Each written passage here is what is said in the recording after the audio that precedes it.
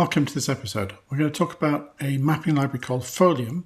This is very similar in some ways to CartoPy, but unlike CartoPy, it's designed around a web standard library called Leaflet, which is very popular with JavaScript developers and drives many mapping examples you see on the web. So here is a Folium map.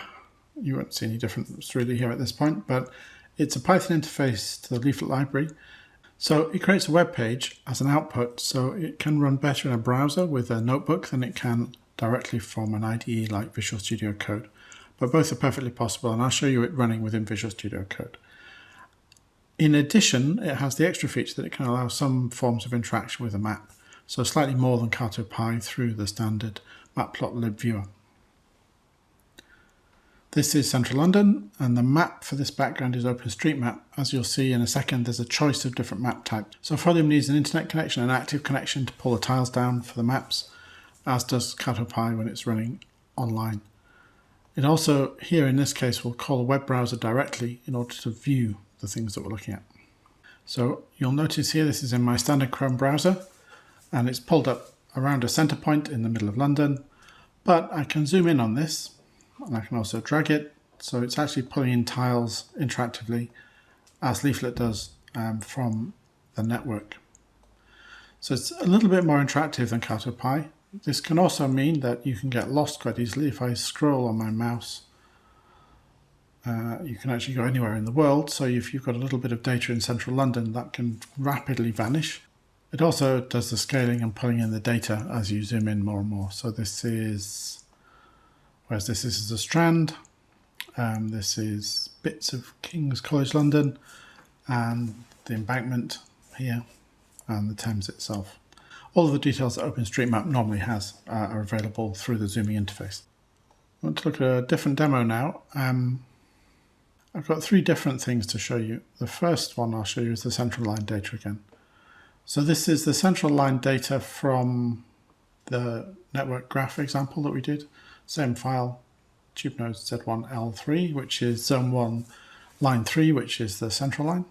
Here is the Folium map. We're going to use a CartoDB positron map this time. This is a different map source, and you'll find in the slides and online you can find a list of different map tile sources for different maps that you can overlay with data. And the number of things that we need to do, unlike CartoPy where you did a scatter plot, here we're adding individual markers for the station. So rather than calling scatterplot to plot everything for us, we actually have to write a loop which plots each station as a marker.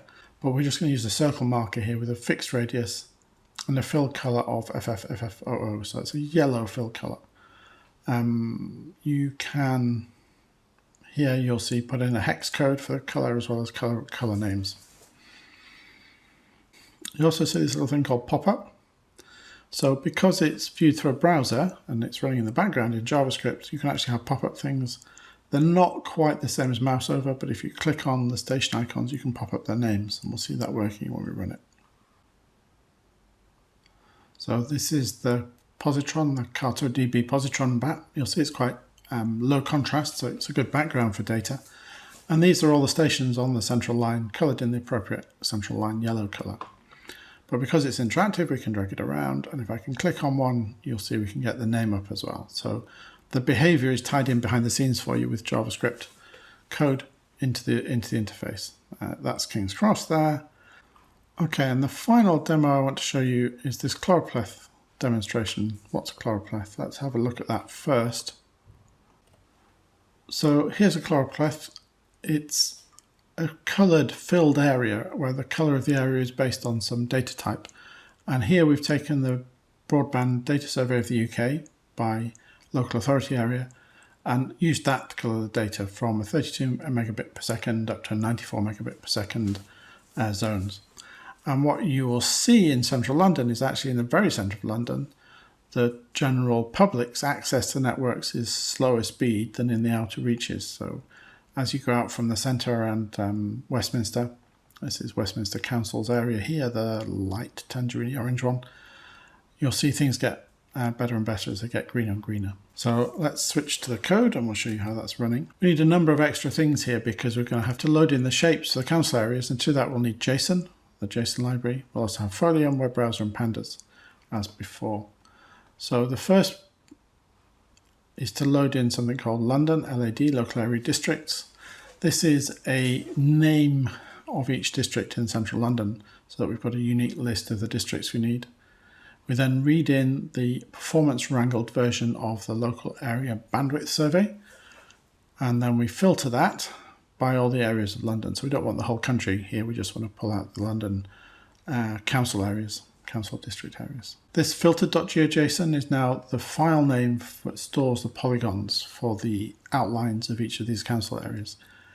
This is moderately easy to get hold of. You can go to government websites, open geography.org, but it does need some filtering in order to go from the whole country down to just London, and it's well worth doing that because the one I've used is a very high resolution set of polygons.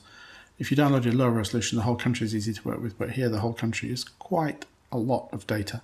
As before, we create a map in the centre of London. We're going to use the Stamen terrain map this time.